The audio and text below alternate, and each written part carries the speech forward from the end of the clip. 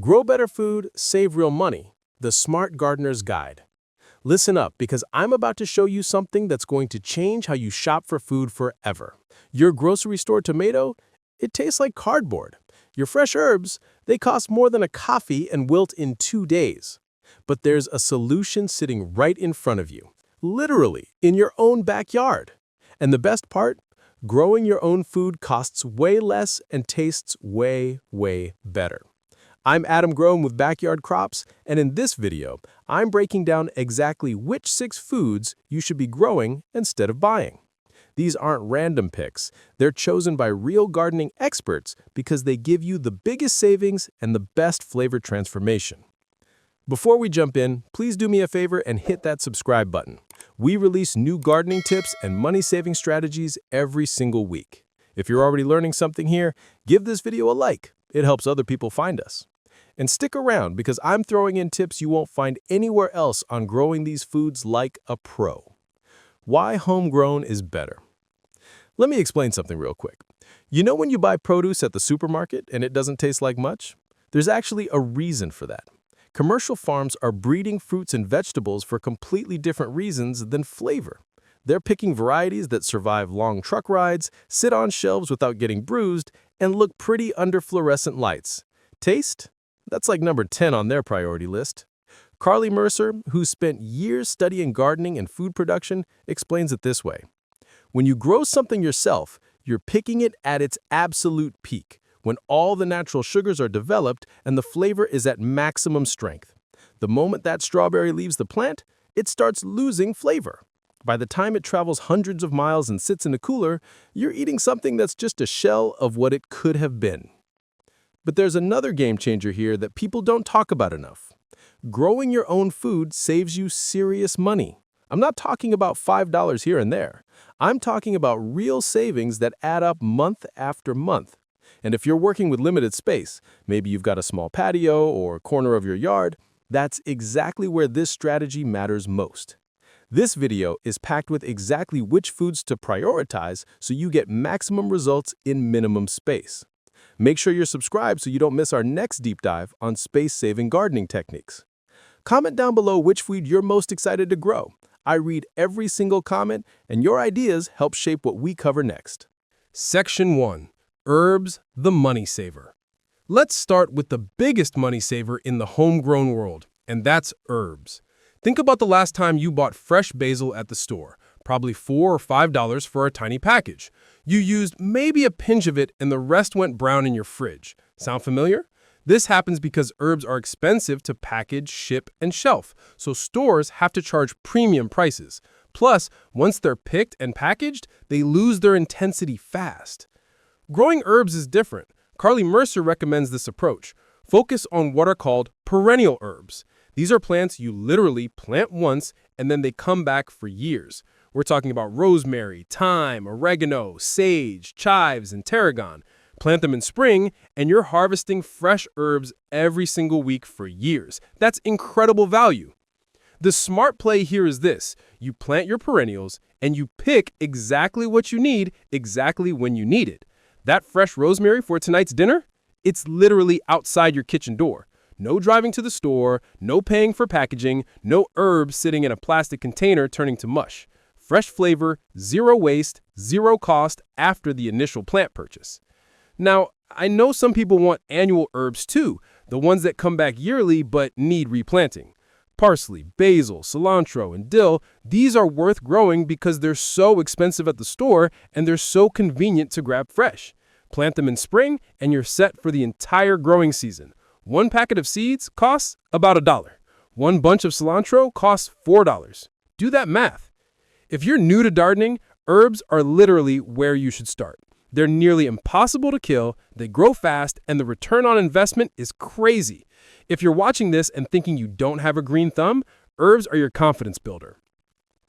One more thing, if you don't have outdoor space, you can grow herbs inside on a windowsill. Our channel has a full guide on indoor herb growing that I'll link in the description. Share this video with anyone you know who cooks regularly. They'll thank you when they're making pasta with fresh basil they grew themselves. Section 2. Tomatoes. Flavor transformation. Now let's talk about tomatoes because this is where things get really exciting. Store-bought tomatoes are bred to be shipping machines. They're bred to be rock hard so they don't bruise in the truck. They're bred to have thick skin that can handle being handled 1,000 times. They're bred to sit pretty on a shelf for weeks. What they're not bred for is tasting good. And it shows. When you grow tomatoes yourself, you're entering a completely different world. You can grow heirloom varieties. These are old-school tomatoes that were grown for flavor, not for transport. Cherokee Purple, Brandywine, Black Russian. These names don't exist in supermarkets because these tomatoes can't survive the journey. They're too delicate, too thin-skinned. They literally fall apart if you stack them too hard. But they taste absolutely incredible. That's the tomato experience you're missing. Regular cherry tomatoes you can buy at the store, the ones you grow at home, taste like concentrated sunshine. Beefsteak tomatoes from your garden? Game-changing. You'll actually taste acidity and sweetness and complexity. You'll remember why your grandmother talked about her tomato garden with such passion.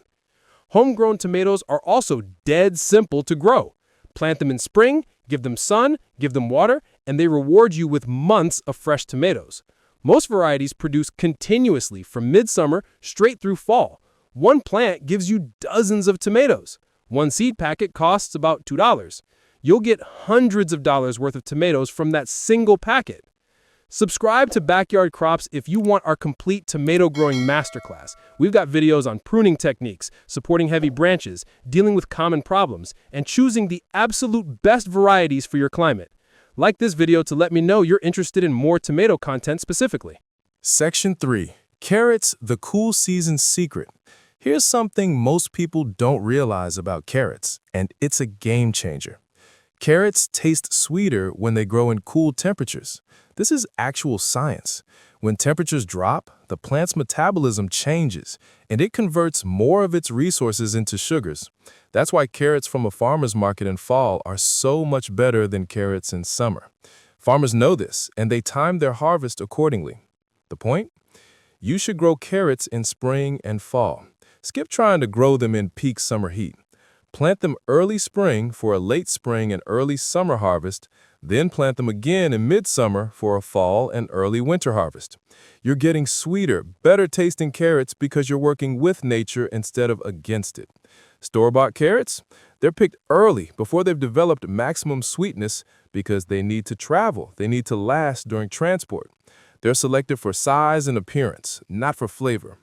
The carrots sitting in your grocery store could have been picked weeks ago.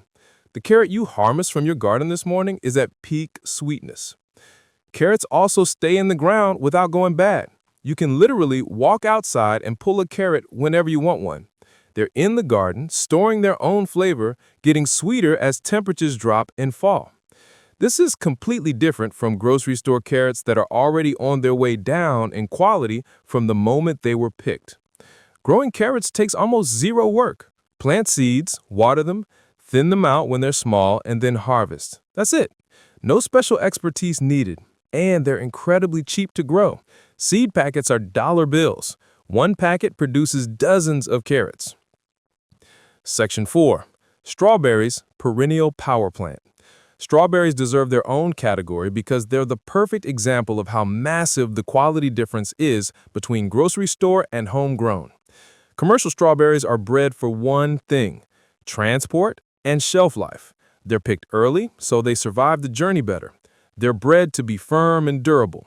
Some varieties are literally bred to be smaller so they fit better in packaging. The flavor? That's an afterthought. You're eating a strawberry that was designed by supply chain logistics, not by someone who loved eating strawberries. When you grow strawberries at home, you get varieties that taste like actual fruit. You get to pick them when they're actually ripe, not when some supply chain algorithm says to pick them. You get to eat them the same day you pick them. The flavor difference is staggering. Store-bought strawberry versus homegrown strawberry isn't even close. Here's the beautiful part. Strawberries are perennial. You plant them and they come back every single year. You plant in spring, and by early summer, you're eating fresh berries. The next year, same thing. The year after that, same thing. You're getting fresh strawberries every single year with basically zero effort after that first planting. Many specialty strawberry varieties are only available if you grow them yourself or get them from a farmer's market. These exist because they're too fragile for commercial shipping. If you love strawberries, this is why growing them changes everything. You don't need much space either. Strawberry plants are compact. You can grow them in containers on a patio. You can grow them in raised beds. You can grow them in a corner of your vegetable garden. They're productive and they're reliable. Share this video in your family chat if you have family members who love strawberries. They'll want to grow these themselves after they taste homegrown strawberries. Comment below and tell me your favorite strawberry variety. I'm building a list of favorites our community recommends. Section 5. Kale, a nutrient powerhouse. Kale is another cool weather crop that tastes dramatically better when you control the growing conditions. Grocery store kale is bred for appearance and durability. It's bred to look good under lights and to last on shelves. It's often mature before it reaches its peak flavor point because it needs to travel. Homegrown kale? You're picking it at exactly the right moment. Tender, flavorful, and packed with nutrition. Like carrots, kale is a cool weather crop. You grow it in spring and fall when temperatures are lower. Kale actually gets sweeter after a frost. The plants convert sugars to prevent freezing, and that makes the kale taste better.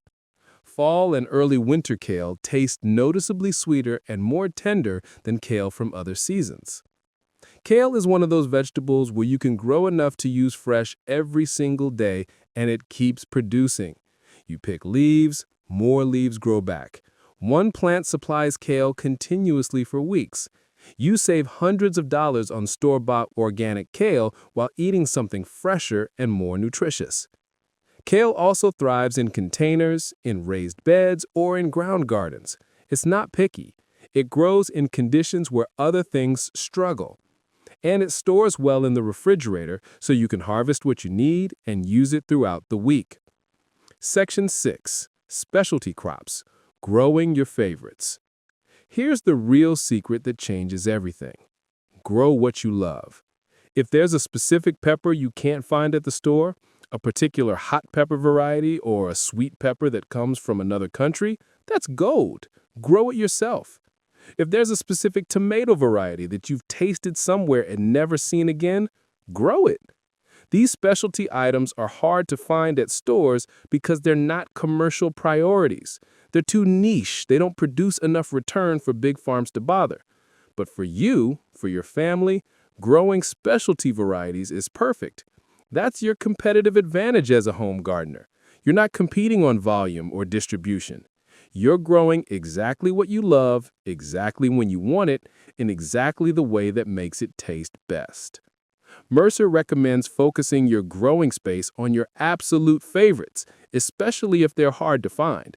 Specialty peppers, unusual tomato varieties, heirloom seeds, heritage crops, these are the things where growing at home versus buying at the store shows the biggest difference. This is where gardening stops being just practical and starts being actually fun. You're growing something unique. You're growing something you chose because you love it, not because it was on sale. You're becoming connected to your food in a real way. Section 7. The money math. Let me break down the actual economics here because numbers matter. Herbs. One rosemary plant costs $5 to $7. One package of store-bought rosemary costs $4 and gives you about 2 weeks of use. That rosemary plant produces for 5 years. Do that math. You're saving hundreds of dollars. Tomatoes. One tomato plant costs $3 to $4. One store-bought tomato costs $1 or more. One plant produces 30 to 50 tomatoes depending on the variety. You're getting $50 worth of tomatoes from a $4 investment. Carrots. One seed packet costs $1 to $2. One packet produces dozens of carrots. 1 pound of carrots at the store costs about $2. You're getting $10 to $15 worth of carrots for a $1 investment. Strawberries. One strawberry plant costs $3 to $5. Store-bought strawberries cost $4 to $5 per pound. And you need multiple pounds to keep up with what one plant produces in a season. You're getting $30 to $50 worth of strawberries from one plant. Kale. One kale plant costs $2 to $3. A head of organic kale costs $3 to $5. One plant produces leaves continuously for months. You're getting $20 to $30 worth of kale from a $3 investment. The return on investment is absolutely ridiculous. We're talking about doubling or tripling your money in the first season, and then everything after that is basically free because you're replanting seeds or using perennial plants that keep producing.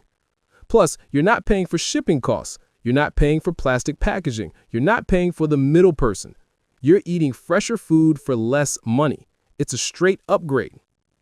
Section 8. Space considerations. I know not everyone has a massive garden, and that's totally fine. If you've got a small space, this is exactly what you need to know.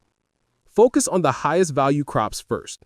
Herbs take up almost no space and save the most money proportionally.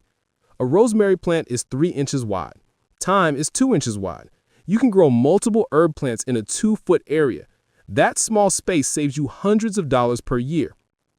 After herbs, focus on what you love most. If you're a tomato person, grow tomatoes. If you're a kale person, grow kale. Don't spread yourself too thin trying to grow everything. Growing 6 tomatoes in limited space is better than growing 1 tomato and 4 other things you don't eat as much. Containers are your friend if you don't have ground space. Tomatoes grow great in containers. Strawberries grow great in containers. Herbs grow great in containers. Carrots grow in containers. Kale grows in containers. You could literally supply most of your produce needs from containers on an apartment balcony or a tiny patio.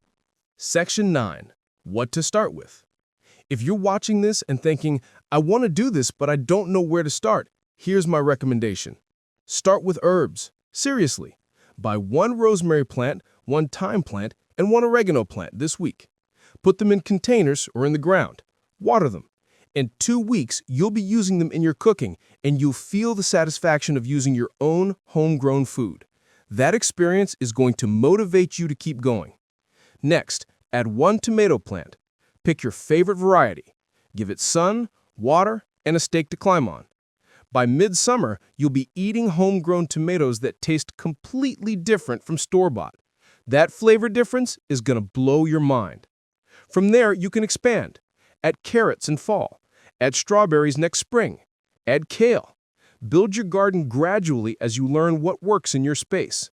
The point is to start small and build confidence. Growing your own food isn't complicated. It's not mysterious. It's actually really straightforward. You plant something, you water it, it grows. You harvest it, you eat it. That's the whole system.